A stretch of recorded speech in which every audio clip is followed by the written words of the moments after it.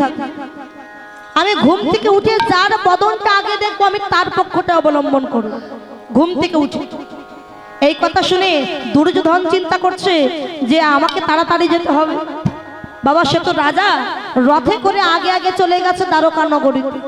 গিয়ে দেখছে কৃষ্ণ ঘুমিয়ে আছে, মাথার পাশে একটা সিংহাসন আর চরণের কাছে একটা ছোট্ট কুশাসন। ছোট্ট সিংহাসন বড়।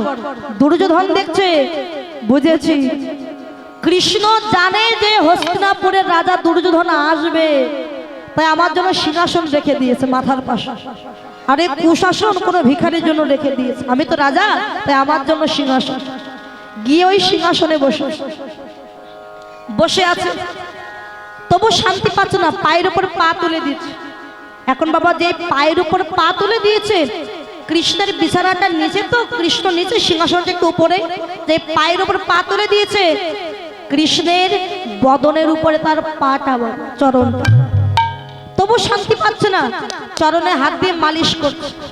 আর যখন মালিশ করছে তার চরণের ধুলি সব আমার ভগবানের বদনে এসে পড়ছে। স্বর্গ রাজ্য হতে দেবতাগণ বলে, ওরে দুর্যোধন চরণে ফিরিয়ে নাও। যে চরণ পাওয়ার জন্য কত মুনি ঋষি ভক্ত কাঁদে, যে চরণ পায় না, আজকে সেই ভগবানের বদনের উপরে তুমি চরণটা তুলে দিয়েছো, চরণটা সরাও। তবু চরণটা সরাচ্ছে না, চরণটা দোলাচ্ছে আর চরণ নিচে মালিশ করছে, আর ধুলি উড়িয়ে কৃষ্ণের বদনে পড়ছে। আর অর্জুন সে তো ভিখারি বাবা, কিছু না, পায়ে হেঁটে আস্তে আস্তে এসেছে ওই দ্বারকা নগরী। এসে দেখে কৃষ্ণ ঘুমিয়ে আছে, দুর্যোধন পাশে বসে আছে, আর অর্জুন দেখছে ছোট্ট পায়ের কাছে একটা কুশাসন। অর্জুন গিয়ে কুশাসনে গিয়ে বসে চিন্তা করলো, দুর্যোধন যেহেতু আগে এসে বসেছে পায়ে বদনের কাছে, তাহলে কৃষ্ণ ঘুম থেকে উঠেই দুর্যোধনের বদনটা আগে দেখে। কৃষ্ণ তাহলে আমার পক্ষে থাকবে, কৃষ্ণ আমার পক্ষে থাক বা না থাক তাতে দুঃখ নেই। আজ যখন এসেছি শেষবারের মতো কৃষ্ণের চরণ দুখানে একটু সেবা করে তারপরে যাও। কেননা নিঃশ্বাসের তো বিশ্বাস নাই, কার কখন ডাক আসে কেউ বলতে পারে। ওই চরণের কাছে বসে অর্জুন কাঁদছে আর কেঁদে কেঁদে বলছে, দয়াময় তুমি আমার পক্ষে থাকো বা না থাকো দুঃখ নেই, কিন্তু যে পক্ষে যাও না কেন তুমি যেন এই অধম দাসের কথা যেন ভুলে যেও।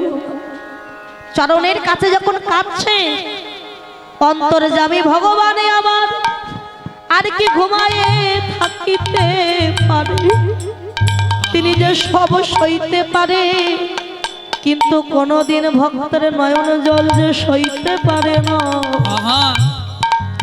কৃষ্ণ ঘুম থেকে জেগে উঠেছে, আর জেগে উঠে যেই না তাকিয়েছে লক্ষ্যটা কাছে চরণের দিকে। দেখুন যদি কেউ ঘুমিয়ে থাকে আগে লক্ষ্য কিন্তু চরণের দিকে যায় বাবা, পাশে কে বসে আছে সেদিকে যায়, লক্ষ্যটা কাছে চরণের দিকে। দেখছে অর্জুন কাঙালের মতো বসে বসে কাঁদছে, ছুটে গিয়ে অর্জুনকে বুকে জড়িয়ে ধরেছে। অর্জুন তুমি ওই চরণের কাছে বসে কাঁদছো কেন? দয়াময় ভিখারির স্থান তো ওই মাটিতেই হয়, আমি তো ভিখারি কাঙাল। না অর্জুন তুমি ভিখারি নও, তুমি আমার সখা, তুমি আমার বন্ধু, এসো এসো উপরে বসো। যখন বিছানার উপরে বসিয়ে নিয়ে দুইজনে কথা বলছে, পশ্চাৎ থেকে দুর্যোধন বলে, কৃষ্ণ আমিও কিন্তু এসেছি। অর্জুনকে সান্ত্বনা দিয়ে কৃষ্ণ পশ্চাতে তাকিয়ে বলে, ও তুমিও তাহলে এসেছো? দেখো দুর্যোধন, আমি কিন্তু বলেছিলাম আমি যে পক্ষে থাকবো, আমি ঘুম থেকে উঠে যার বদন দেখবো আগে আমি তার পক্ষটাই অবলম্বন করব। তাহলে আমি ঘুম থেকে উঠে অর্জুনের বদনটাই দেখেছি। তা তুমি যখন এসেছো দুর্যোধন, তোমায় খালি হাতে ফেরাবো না। আমি কৃষ্ণ কথা দিলাম আমি যে পক্ষে থাকবো যুদ্ধ করব না, অস্ত্র ধারণ করব না, আমি শুধু রথ চালিয়ে দেব। আর দুর্যোধন তুমি যেহেতু এসেছো তোমার পক্ষে আমি 11 অক্ষয়ী সেনা দিলাম, 11 অক্ষৌহিণী সেনা, মানে এক পক্ষে আমি, এক পক্ষে 11 অক্ষৌহিণী সেনা।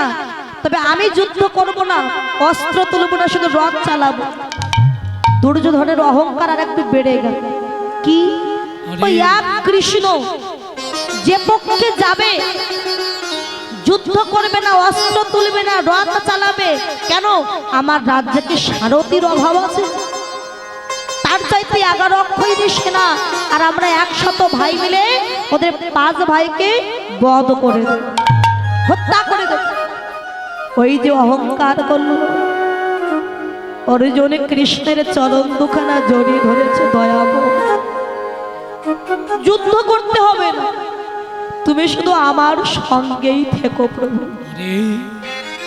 আর একটা মিনতি কি জানো? যে কুলেই জন্ম দাও না কেন, ওগো দয়াময়, আমি তোমার চরণ পাইবা না পাই, আশীর্বাদ করো প্রভু দয়াময়। ওই জগতের মাঝে গিয়ে আমার যেন ভক্তের চরণ ছাড়া আমায় করো না, আমার ভক্তের চরণ ছাড়া আমায় করো না গো। আমায় যে কুলে জন দাও না কেন, ভক্তের চরণ ছাড়া করো না গো। আমায় যে কুলে জন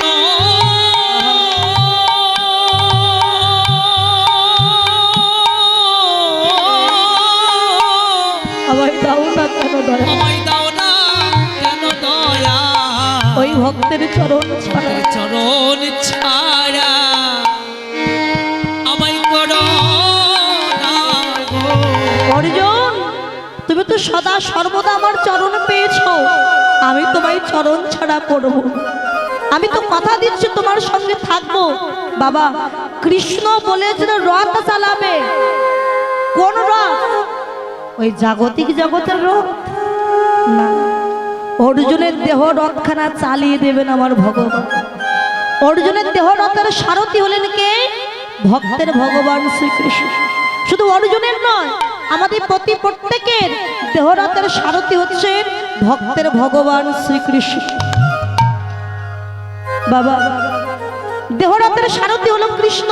এই কৃষ্ণ যদি না এই দেহরথ থেকে নেমে চলে যাবে, 4 বন্ধু কাঁধে নিয়ে কি করবে? শ্মশানে গিয়ে পুড়িয়ে দিয়ে ছাই করে দেবে, রথখানা পুড়িয়ে ছাই হয়ে যাবে। বাবা, অহংকার করলে পতন হবে। দুর্যোধন অহংকার করলো, পতন হলো। আর একজন অহংকার করেছিল, কে জানে? ওই দুর্যোধনের পিতা অন্ধ ধৃতরাষ্ট্র। কি